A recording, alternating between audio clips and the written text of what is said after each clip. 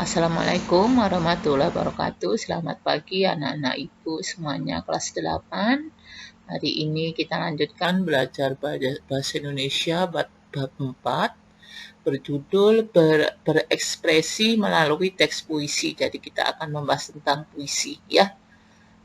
Gimana kabar anak-anak ibu semuanya? Mudah-mudahan selalu sehat ya. Tetap semangat walaupun kita masih belajar di rumah. Kita selalu berdoa mudah-mudahan masalah atau pandemi ini segera berakhir agar kita bisa melakukan aktivitas secara normal kembali ya. Nah, itu harapan kita semuanya.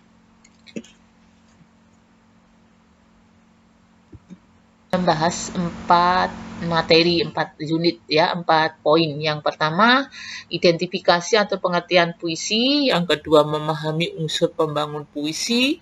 Yang ketiga, menyusun teks puisi. Yang keempat, membacakan teks puisi. Dan yang terakhir, musikalisasi puisi. Ya. Berikutnya di kelas, mungkin masih ingat di kelas 1 dulu pernah kita sampaikan bahwa bentuk sastra Indonesia itu dibedakan menjadi 3. Satu, sastra berbentuk prosa, sastra berbentuk puisi, dan yang ketiga sastra berbentuk drama. Hari ini kita akan bahas yang puisi ya. Bagaimana sih bentuknya puisi tersebut? Nah, kita lihat ini Ibu berikan contoh bentuk puisi ya. Doa karya Hairil Anwar. Kepada pemeluk tuguh, Tuhanku, dalam termangu, aku masih menyebut namamu. Biar susah sungguh mengingat kau penuh seluruh. Cahayamu panas suci, tinggal kedip lilin di kelam. Sunyi. Tuhanku, aku hilang bentuk remuk. Tuhanku, aku mengembara di negeri asing. Tuhanku, di pintumu aku bisa mengetuk, aku tidak bisa berpaling. Nah, ini bentuk, Ibu berikan contoh bentuk puisi. Untuk berhubungan dengan yang Ibu bacakan tadi puisi ya. Nah, jadi pengertian puisi adalah bentuk karya sastra dari hasil ungkapan dan perasaan penyair dengan bahasa yang terikat irama, rima, dan menggunakan larik dan bait dengan mengutamakan keindahan kata-kata, mengungkapkan pikiran dan perasaan penyair secara imajinatif. Jadi, puisi adalah bentuk karya sastra yang mengungkapkan pikiran perasaan penyair yang diikat oleh irama, rima, menggunakan larik dan bait. Jadi tidak berbeda dengan penulisan bentuk drama atau bentuk novel atau cerpen ya. Nah, kalau puisi ini terikat, sering disebut dengan karya sastra terikat. Kenapa? Terikat oleh aturan. Aturan apa? Penulisannya harus ada lariknya, harus ada rimanya, harus ada bait-baitnya dan sebagainya. Diatur dengan sedemikian rupa dengan aturan-aturan tersebut, makanya diikat. Namanya sastra terikat atau seni terikat oleh aturan-aturan, tidak sebebas apabila menulis cerpen atau novel. Kemudian berikutnya, yang kedua, memahami unsur pembangun puisi. Nah, jadi ada 2 unsur pembangun. Jadi puisi itu dibangun oleh 2 unsur, yaitu struktur fisik atau unsur fisik dan unsur batin. Struktur fisik itu berarti yang nampak dalam tipografi atau dalam wujud puisi ya. Kalau struktur batin itu tidak nampak, tidak tertulis atau tidak tersurat ya. Nah, adanya tersirat di balik puisi tersebut. Jadi ada 2 ya. Kalau fisik itu nampak dalam tipografinya, tapi kalau batin tidak nampak, kita harus mencerna sendiri. Puisi. Jadi secara keseluruhan, secara fisik, puisi itu dibangun oleh yang pertama, diksi atau pilihan kata. Ya. Pilihan kata yang tepat yang akan menghidupkan situasi perasaan serta keindahan puisi. Jadi biasanya diksinya itu diksi-diksi yang menarik, pilihan kata-katanya yang menarik agar apa? Nanti nampak indah, ya. Kemudian yang kedua majas, yaitu gaya bahasa. Ya, jadi gaya bahasa, menggunakan gaya bahasa. Berbentuk kiasan yang dipergunakan untuk memperlihatkan kesan tertentu. Jadi agar menarik menggunakan gaya bahasa. Apa yang digunakan gaya bahasa? Bahasa perumpamaan ya, kemudian bisa hiperbola, personifikasi dan lain sebagainya. Jadi agar apa? Gaya bahasa itu dipakai agar memperlihatkan kesan tertentu. Yang ketiga rima. Persamaan bunyi di awal, tengah, dan di akhir. Biasanya rima itu vokal yang sama di antara larik atau baris, bisa di awal, bisa di tengah, bisa di akhir. Misalnya kita akhiri dengan u, atau kita akhiri pada setiap baris akhir larik itu dengan a, atau setiap kita awali dengan huruf b, dan seterusnya. Jadi persamaan bunyi.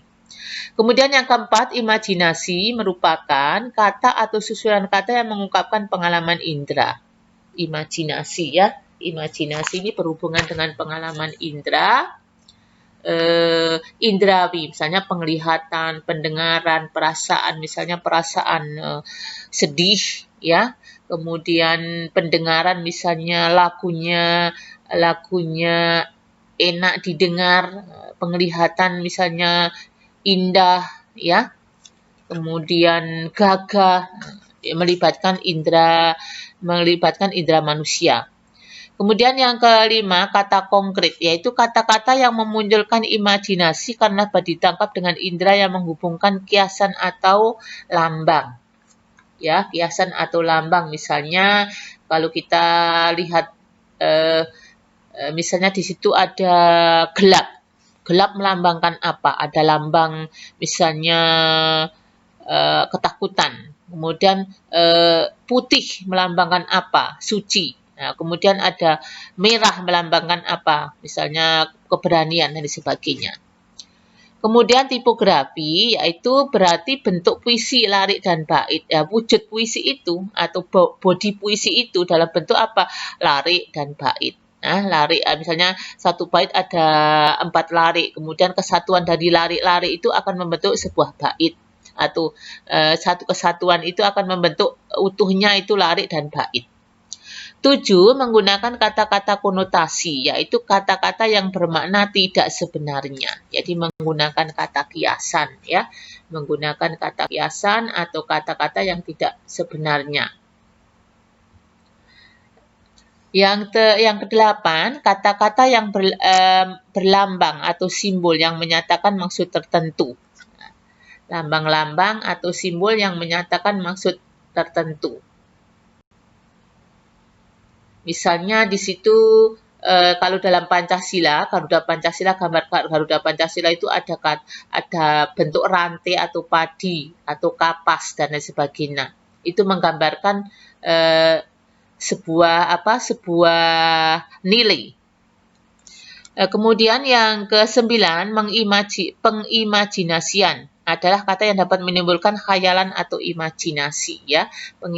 Dengan imajinasi, pembaca seolah-olah merasa mendengar, kemudian merasa melihat sesuatu yang diungkapkan oleh penyair. Nah, jadi ada 9 dari struktur fisiknya. Berikutnya struktur batin puisi. Tadi struktur fisik puisi, yang sekarang yang berikutnya struktur batin puisi ada 4. Yang pertama tema atau makna ya. Di tema atau makna adalah ide atau inspirasi yang paling utama dalam puisi. Jadi ide penyair, inspirasi penyair yang akan disampaikan dalam puisi tersebut. Banyak ide yang bisa disampaikan, misalnya tentang kepahlawanan, perjuangan ya, tentang percintaan, tentang perjalanan hidup dan sebagainya. Yang kedua, rasa atau disebut dengan feeling adalah sikap penyair mengenai pokok permasalahan yang erat kaitannya dengan latar belakang sosial, psikologi penyair, pendidikan, agama, jenis kelamin, kelas sosial, dan lain sebagainya. Jadi dalam puisinya itu biasanya ya di situ penyair atau pengarang akan menyampaikan rasanya, akan menyampaikan emosinya, akan menyampaikan gejolak hidupnya, akan menyampaikan gejolak, misalnya akan menyampaikan protes gejolak batinnya kepada siapa, misalnya kepada Tuhan ya, keluh kesahnya kepada alam, kemudian gejolak batinnya di masyarakat dan lain sebagainya. Rasanya akan disampaikan di situ. Kemudian yang ketiga, nada atau tone, ya, sikap penyair terhadap pembacanya berhubungan dengan tema dan rasa. Jadi berhubungan tema dan rasa. Jadi dalam puisi itu penyair akan apa? Menyampaikan sebuah apa? Bisa menyampaikan sebuah kritik, ya, bisa menyampaikan sebuah nasihat, atau hanya sekedar bercerita, atau hanya sekedar menyampaikan itu sebuah ejekan dan sebagainya, ya, bisa disampaikan dengan melalui puisi. Kemudian yang keempat, amanat atau intention adalah pesan yang akan disampaikan penyair kepada pembaca yang terdapat dalam puisi tersebut. Nah, jadi setelah kita membaca puisi tersebut, nanti kita akan memperoleh pesan atau nilai apa yang kita peroleh. Misalnya kalau puisi tentang kelestarian alam, ya kita misalnya pesannya yang disampaikan, kita disuruh melestarikan alam, menjaga ciptaan Tuhan, sebagainya. Jadi ada amanat, ya. Itulah struktur batin puisi, ada 4, 1 tema, kedua rasa atau feeling, ketiga nada atau tone, dan yang keempat amanat atau intention, ya. Itu saja yang Ibu sampaikan untuk pertemuan hari ini. Kelanjutannya akan kita sampaikan pada pertemuan yang akan datang. Mudah-mudahan untuk hari ini materi yang Ibu sampaikan untuk bermanfaat. Sampai ketemu kembali pertemuan yang akan datang. Wassalamualaikum. Selamat pagi semuanya.